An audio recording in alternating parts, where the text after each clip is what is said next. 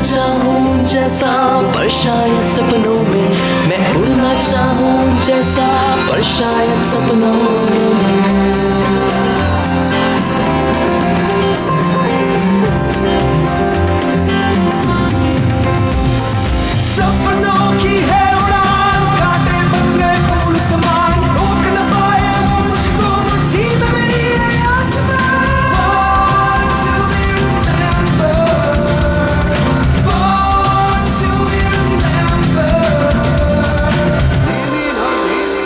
दोस्तों 5 सितंबर को मनाए जाने वाले शिक्षक दिवस यानी टीचर्स डे के बारे में तो हम सब अच्छी तरह से जानते हैं, लेकिन क्या आपको पता है कि आज 5 अक्टूबर को भी हम शिक्षक दिवस के रूप में ही सेलिब्रेट करते हैं।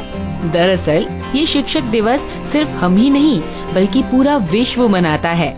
आने वाली पीढ़ियों को समझना और उनकी जरूरतों को पूरा करने के लिए दुनिया की हर टीचर कम्युनिटी प्रयासरत होती है। शिक्षकों के इसी सपोर्ट को बनाए रखने एवं उनके प्रति हमारी समर्पण की भावना को व्यक्त करने के मकसद से आज के दिन को विश्व शिक्षक दिवस के रूप में मनाते हैं। वर्ल्ड टीचर्स डे को वर्ष 1994 से हर साल एक समारोह के रूप में मनाया जा रहा है।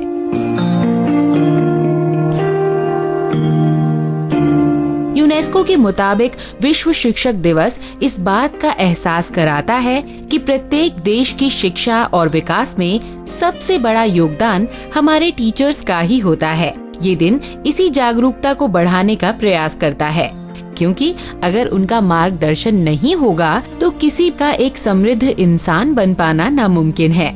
पूरे विश्व में एजुकेशनल प्रोफेशनल्स को रिप्रेजेंट करने वाली संस्था एजुकेशन इंटरनेशनल का मानना है कि वर्ल्ड टीचर्स डे को अंतर्राष्ट्रीय स्तर पर पहचान मिलना जरूरी है और साथ ही इसे दुनिया भर में मनाया जाना भी।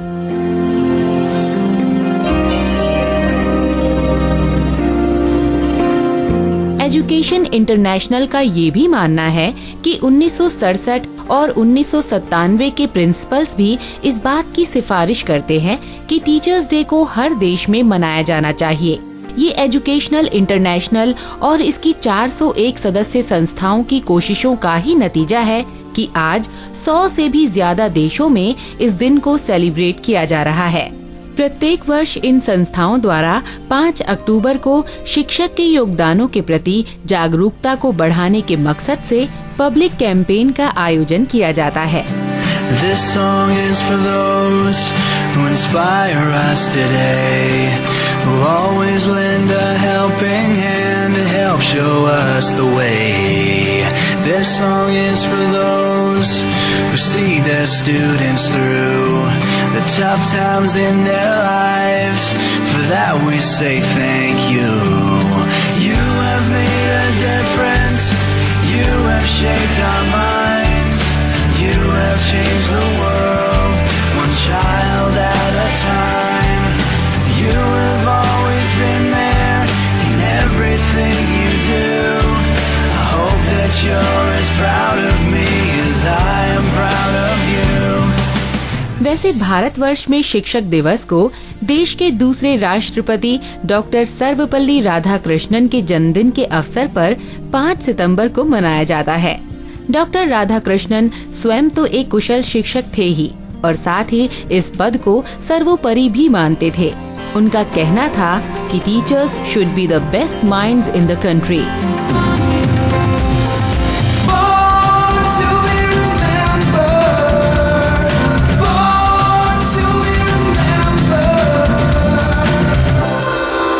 अपनी आजादी को हम हरगिज मिटा सकते नहीं। वाह, ये लाइनें भी ना क्या खूब हैं। भारतवर्ष बहुत से ऐसे वीरों की भूमि है जहां अपनी मर्यादा और आत्म सम्मान की रक्षा के लिए लोगों ने मिट जाना ज्यादा बेहतर समझा है। न सिर्फ पुरुष बल्कि हमारा इतिहास कई ऐसी वीरांगनाओं की गाथा भी सुनाता है जिन्होंने दुर्गा बनकर शत्रुओं का सामना किया और उन्हें पीछे हटने पर मजबूर कर दिया। आज जिस वीरांगना की हम बात कर रहे हैं, उनकी वीरता किसी भी मायने में महारानी लक्ष्मीबाई से कम नहीं है। 5 अक्टूबर 1524 को प्रख्यात चंदेल राजपूत सम्राट कीरत राय के घर यानी कालांजर किले में शक्ति के रूप में दुर्गावती का जन्म हुआ था।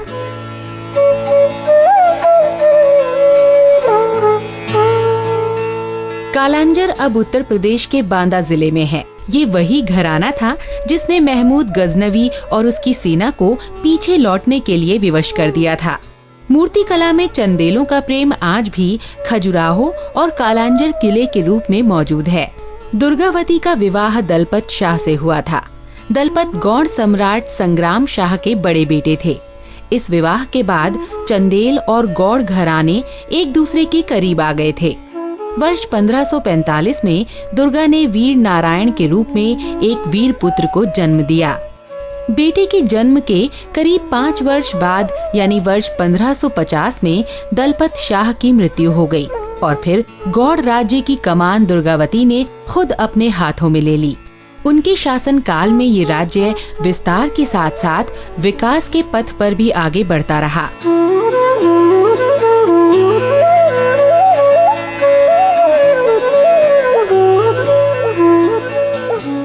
उनके राज्य क्षेत्र में कुल 23,000 गांव हुआ करते थे, जिनमें से 12,000 खुद दुर्गा की सरकार द्वारा मैनेज किए जाते थे।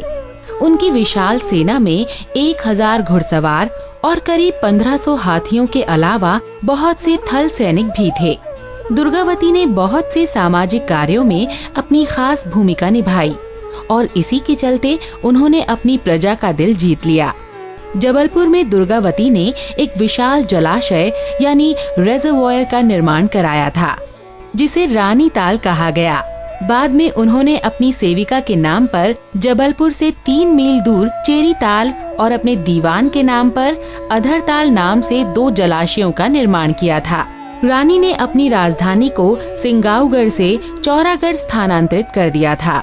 रानी के इस सर्व संपन्न राज्य पर मुगलों और मालवा के सुल्तान बाज बहादुर की नजरें थीं। पहले ही युद्ध में दुर्गावती ने बाज बहादुर के छक्के छुड़ा दिए। अब अकबर ने रानी के साथ युद्ध की पहल करने के मकसद से रानी को उनके प्रिय सफेद हाथी सरमन और उनके विश्वसनीय वजीर आधार सिंह को अपने समक्ष भेंट स्वरूप प्रस्तुत करने के लिए कहा। अकबर के इस प्रस्ताव को रानी ने ठुकरा दिया। इस इनकार से गुस्साए अकबर ने अपने रिश्तेदार आसफ खां को गौड़वाना पर हमला करने का आदेश दिया।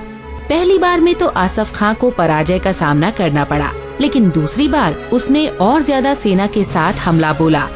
दुर्गावती के पास सैनिकों की संख्या सीमित थी, लेकिन फिर भी उन्होंने मुगलों का सामना किया। इस युद्ध में करीब 3,000 मुगल सैनिकों के मारे जाने के साथ साथ रानी को भी काफी क्षति पहुंची थी। 24 जून 1564 को मुगलों ने एक बार फिर से हमला बोला।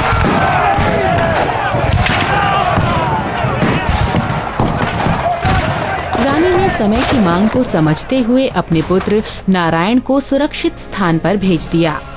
दुश्मनों के तीरों से रानी की बाजू, आंख और गर्दन बुरी तरह से लहूलुहान हो चुकी थी और इसीलिए अंत में दुश्मनों से बचने के लिए उन्होंने खुद को चाकू मारकर आत्म बलिदान करना उचित समझा।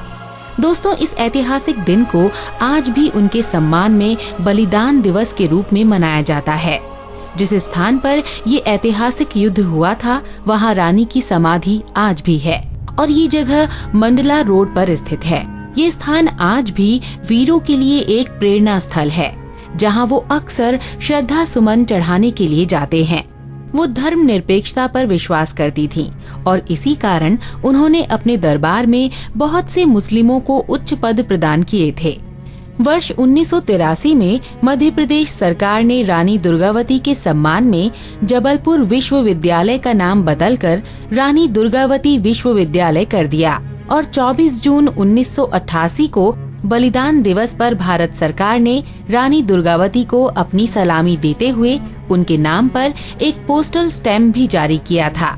आज समस्त भारतवासियों के साथ साथ बॉर्न टू बी रिमेम्बर्ड भी वीरता और बलिदान की इस देवी को सलाम कर रहा है।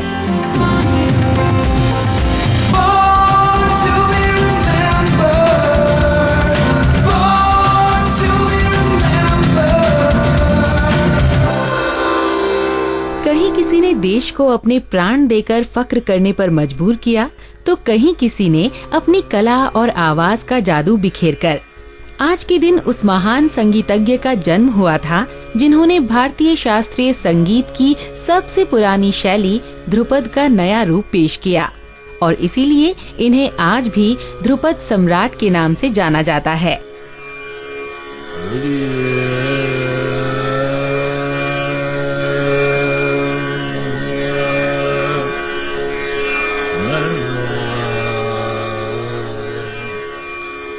ध्रुपद शब्द का जन्म संस्कृत भाषा से हुआ है और भक्ति आंदोलन से जुड़े होने के कारण ये अक्सर मंदिरों में ही गाया जाता था। संगीत की इस शैली का प्रवेश अब से करीब 6 सदी पहले राजघरानों में हुआ था। दोस्तों, हम बात कर रहे हैं 5 अक्टूबर 1902 में बिहार में जन्मे राम चतुर मलिक के बारे में। इनके पिता दरभंगा जिले के महाराज के दरबार में संगीतज्ञ हुआ करते थे। 18वीं सदी के राजस्थान से बिहार आए इनके पूर्वजों ने ही संगीत में दरभंगा घराने की नींव रखी थी, जिन्होंने संगीत कला का ज्ञान भूपत खां से लिया था।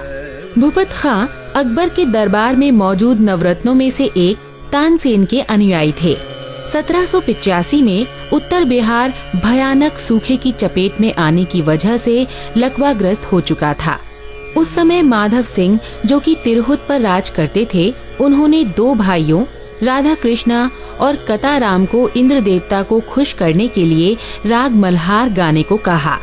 इतिहास गवाह है कि इसी राग मल्हार ने बादलों का सीना चीरते हुए उन्हें बरसने पर मजबूर कर दिया था।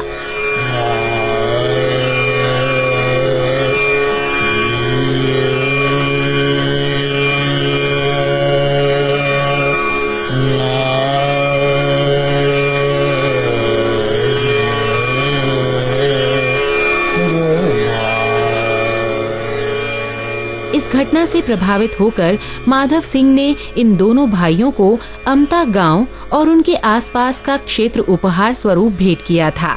इन्हीं के वंशज राम चतुर मलिक दरभंगा के आखिरी दरबारी कवि थे। इन्होंने अपनी प्रारंभिक शास्त्रीय संगीत की शिक्षा सितार वादक रामेश्वर पाठक से ली। दरभंगा के महाराज ने उन्हें 1924 में राज दरबारी नियुक्त किया। दरभंगा उस समय संपन्न राज्यों में गिना जाता था।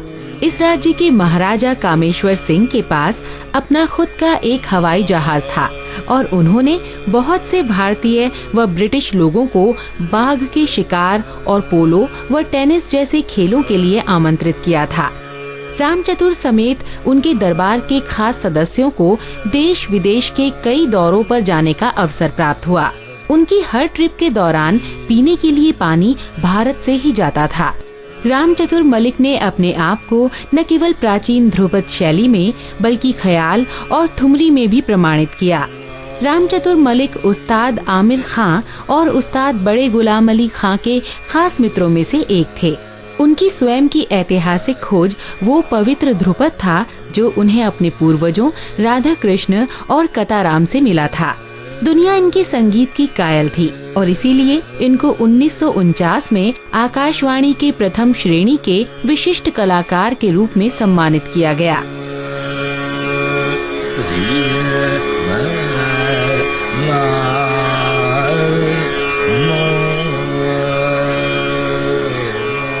उन्नीस 1953 में भारत के पहले राष्ट्रपति डॉक्टर राजेंद्र प्रसाद ने इन्हें बिहार संगीत नाटक अकादमी की फेलोशिप प्रदान की।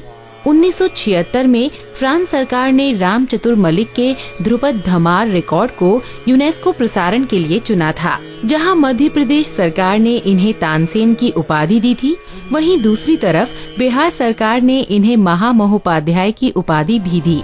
और आज हम सब मिलकर राम चतुर मलिक को हार्दिक श्रद्धांजलि देते हैं।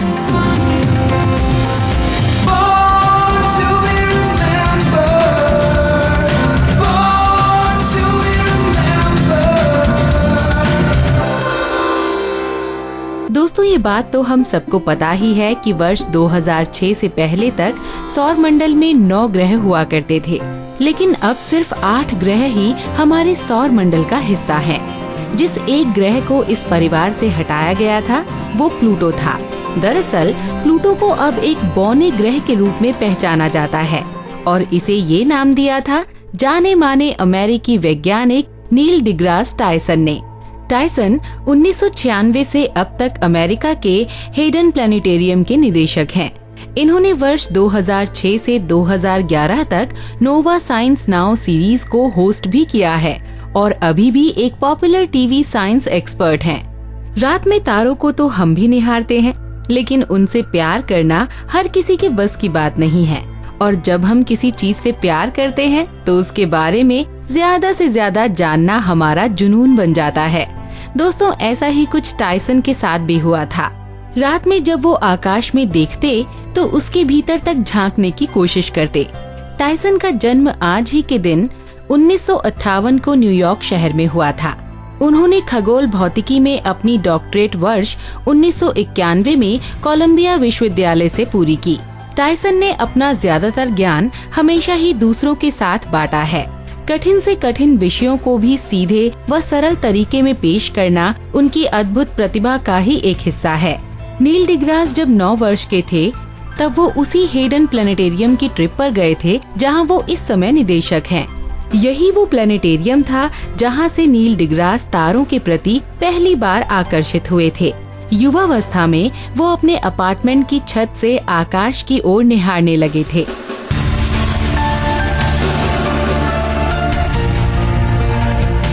पढ़ाई में नील डिग्रास शुरुआत से ही एक अच्छे स्टूडेंट रहे और प्रिंसटन यूनिवर्सिटी से अपनी पोस्ट डॉक्टरेट पूरी करते ही उन्होंने हेडन प्लेनेटेरियम में नौकरी करना शुरू कर दिया। इस प्लेनेटेरियम में काम करने के अलावा टायसन ने यहाँ मौजूद फैसिलिटीज को इम्प्रूव करना शुरू किया और साथ ही देश की वैज्ञानिक साक्षरता को बढ़ाना भी। प्लेनेटेरियम में नए प्रोजेक्ट को शुरू करने के लिए आवश्यक फंड की व्यवस्था भी टायसन खुद ही किया करते। उस वक्त इनके कार्यों में सबसे विवादास्पद निर्णय प्लूटो को ग्रहों की श्रेणी से हटाया जाना था। उन्होंने इसे ग्रह नहीं बल्कि बौने ग्रह की संज्ञा दी, जिसे बाद में एस्ट्रोनॉमिकल सोसाइटी ने स्वीकार कर लिया था। And this March will premiere the Pluto Files documentary for Nova, and I got to host it. So that's just kind of fun because the book was so much a part of me that to then express it on camera became a very natural thing to do. And the Pluto Files is really my retelling of what it was like to be kind of in the center of the public's interest, controversy regarding the demotion of Pluto. Because 10 years ago, in the year 2000, back in New York City, in the American Museum of Natural History, where I work, we opened a brand new exhibit on the universe, where we thought to ourselves, what's going on in the outer solar system? There are these new things being discovered that kind of look and smell like Pluto. Maybe Pluto isn't the 9th planet. Maybe Pluto was the first of this new kind of object discovered. So let's group it that way and create an exhibit around that. Well, New York Times got a hold of that. Page 1 story, Pluto not a planet, only in New York. And that's when my phone was ringing off the hook and hate mail started coming in from pissed off third graders. And so it was they're trying to like shoot the messenger. It's not my fault. There's other icy things in the outer solar system, but I got painted that way.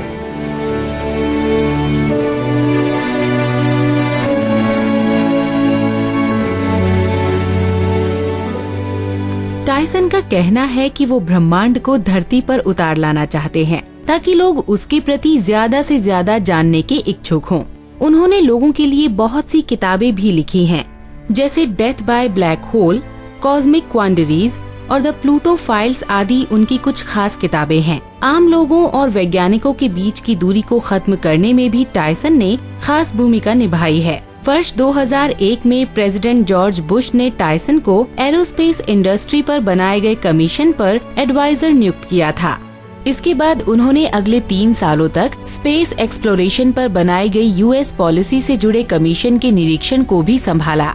उनका कहना है कि हमारा शरीर कई molecule से मिलकर बना होता है और इन मॉलिक्यूल्स का निर्माण हुआ एटम से मिलकर, जिनके केंद्र में होता है हाई मास। ऐसा ही तारों में भी होता है और जब ये बढ़ते हैं तब आकाश गंगा में बहुत सी केमिकल एनर्जी रिलीज करते हैं। इस घटना से लाइफ की केमिस्ट्री के साथ गैस क्लाउड और घना होता जाता है। We're born with 5 senses. You know each one of them. We hear, smell, touch, see, and taste the world around us. These are the 5 and the only 5 ways we obtain information.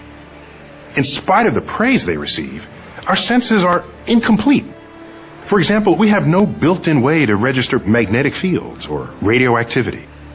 And we're practically blind when you consider all the forms of light we cannot see, including infrared, ultraviolet, and radio waves, even though they're all around us. And often, our five senses are just plain unreliable. Eyewitness testimony, though high evidence in the court of law, is the lowest form of evidence in the court of science.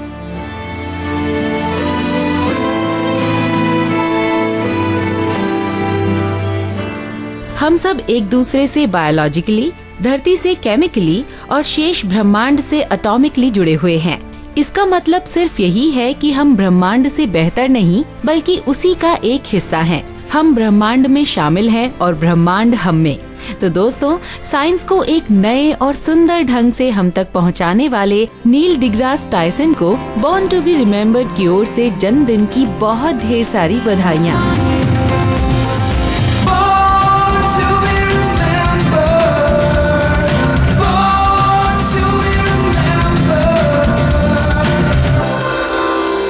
वैसे दोस्तों, अंतरिक्ष में जाने के बारे में सोचकर ही हम इतना एक्साइटेड हो जाते हैं, तो सोचिए कि अगर वहाँ जाने का मौका मिल जाए तो भला हमसे ज्यादा खुशकिस्मत कौन होगा। लेकिन यदि आज हमारे पास मॉडर्न रॉकेट नहीं होते तो अंतरिक्ष में जाना आना काफी मुश्किल हो सकता था। हमारी इस मुश्किल को आसान बनाने का श्रेय जाता है प्रसिद्ध वैज्ञानिक रॉबर्ट गॉडार्ड को। इन्हें फादर ऑफ मॉडर्न रॉकेटरी के नाम से भी जाना जाता है। अंतरिक्ष में वैज्ञानिक खोज का सबसे महत्वपूर्ण योगदान रॉकेट को ऊपर ले जाने की क्षमता को विकसित करना रहा है और इसे अंजाम दिया था रॉबर्ट गॉडार्ड ने। आज गॉडार्ड इन अंतरिक्ष उड़ानों को देखने के लिए जीवित तो नहीं हैं, लेकिन उनके द्वारा शुरू की गई रॉकेट रिसर्च रॉकेट की प्राणोदक प्रणाली का प्रमुख आधार है। Goddard during his lifetime had been probably the most famous scientist and inventor in the world, still vastly well known when he died. And for the next 15 years after he died, he was one of the most famous people who ever had lived. 5 अक्टूबर 1882 के दिन Robert Goddard का जन्म वॉर्स्टर, Massachusetts में हुआ था। जन्म के कुछ ही दिन बाद रॉबर्ट तपेदिक यानी पल्मोनरी ट्यूबरक्यूलोसिस की जकड़ में आ गए थे, जिस कारण उन्हें काफी लंबे समय तक स्कूल से दूर रहना पड़ा था। लेकिन एक जुझारू पाठक होने के कारण उन्होंने अपनी पढ़ाई जारी रखी, खासतौर पर कसेल और साइंस फिक्शन नॉवेल्स को पढ़ने में। कसेल एक पॉपुलर एजुकेटर थे, यहाँ तक कि स्पेस एक्सप्लोरेशन के प्रति गॉडार्ड का रुझान भी H.G. वेल्स के लिखे गए novel the war of the worlds को पढ़ने के बाद पैदा हुआ था। रॉबर्ट ने अपनी आत्मकथा में लिखा था कि स्पेस एक्सप्लोरेशन की प्रेरणा उन्हें तब मिली जब वो एक छोटे बालक थे। पेड़ पर चढ़ते हुए उन्होंने सपना देखना शुरू कर दिया। सपना कुछ यूं था कि रॉबर्ट पूरब की दिशा में दूर तक फैले हुए खेत को निहार रहे हैं और एक ऐसी अनोखी डिवाइस बनाने के बारे में सोचने लगे जिसके जरिए हम लाल ग्रह यानी मंगल ग्रह तक पहुंच सके। रॉबर्ट वाकई में एक अलग तरह के लड़के थे। जब वो पेड़ से उतरे तो बाद में उनकी आंखों में एक मकसद था। शायद अपने जीवन के कुछ खास पलों को हमेशा याद रखने के लिए रॉबर्ट ने अपनी डायरी में 19 अक्टूबर को पर्सनल हॉलिडे लिखा हुआ था।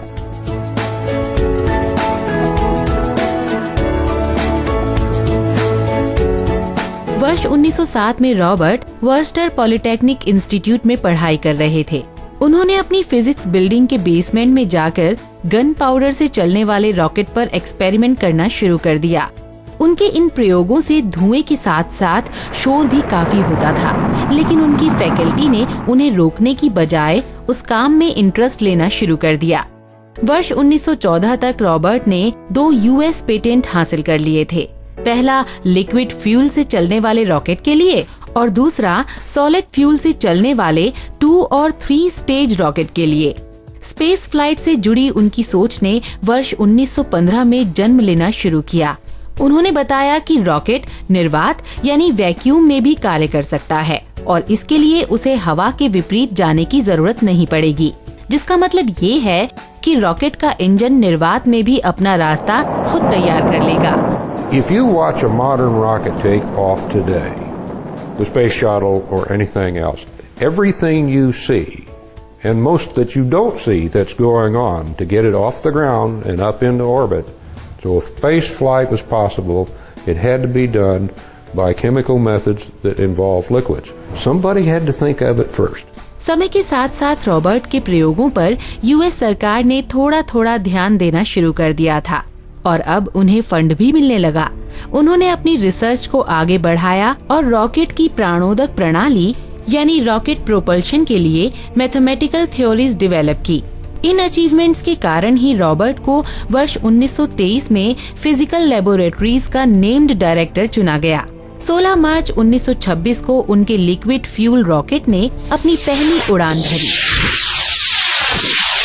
और फिर इसके बाद रॉबर्ट लगातार अपने मॉडलों को अपडेट करते चले गए। वर्ष 1929 में उनकी रॉकेट फ्लाइट में पहली बार पेलोड्स के रूप में बैरोमीटर और कैमरा साथ में भेजा गया। उन्होंने अपने एक्सपेरिमेंट्स को जारी रखते हुए कई विश्वविद्यालयों में उच्च पदों पर काम किया और साथ ही कई सम्मान भी हासिल किए। नासा ने ग्रीन बेल्ट स्थित अपने एक मेजर स्पेस सेंटर का नाम रॉबर्ट के सम्मान में ही गोडार्ड स्पेस फ्लाइट सेंटर रखा है। आज पूरी एस्ट्रोनॉमिकल कम्युनिटी के साथ साथ बॉर्न टू बी रिमेम्बर्ड भी रॉबर्ट को श्रद्धांजलि दे रहा है।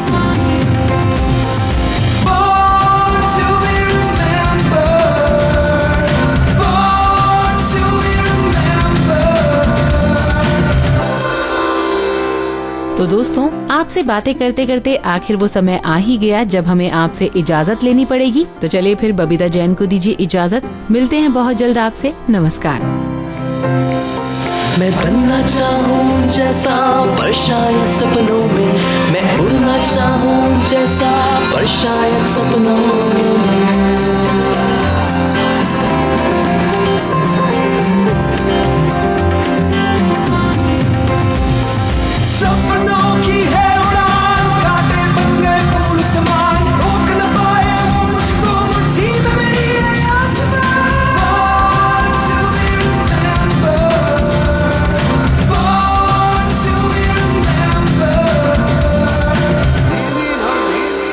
इस कार्यक्रम के कार्यकारी निर्माता जैनेंद्र सिंह,